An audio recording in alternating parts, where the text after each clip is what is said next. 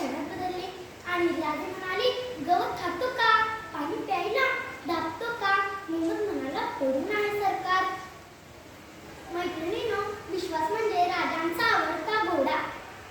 सदैव मोहिमेत विश्वास राजांच्या सोबतच असायचा. तोच विश्वास आजारी असल्याचे ऐकून राजे चिंतेत पडले. दिवस मावळायला आला होता.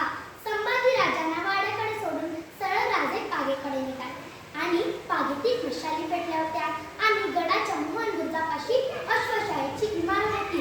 अश्वशाहीची इमारत चौसपी असून मध्ये प्रशस्त चौमुख होता. चारही बाजूनी तबेले होते. आता राजे लगोलग पागेत निघाले आणि राजांच्या खास घोड्यांसाठी ती इमारत बांधली होती. राजांच्या बरोबर महादेव तानाजी होते आणि राजांचा आवाज ऐकताच त्यांची आवडती घोडीही आली. इंद्रायणी, तुरंगी, गजरा, रणगीत हे उभ्या काही गोड आपटू लागले.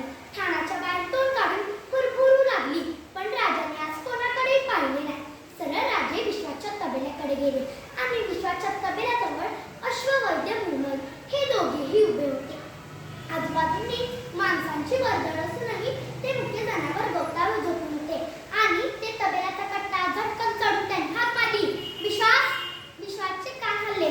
तो जागच्या जागी कुरकुरू लागला.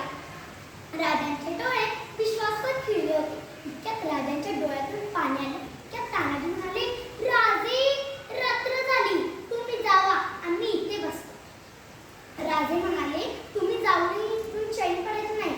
असं उंट जनावर मिळायचं नाही. रात्र असो वा दिवस, गतिमंद वा दौड असो वा वाट आडवाट असो, विश्वास मान टाकली की मन निश्चिंत असायचं. विश्वाच्या नाकपुडीतून उष्ण श्वास बाहेर पडला. इतक्यात तानाजींनी तबेल्यात मासाहेब आल्याची वर्दी दिली. मासाहेब म्हणाल्या,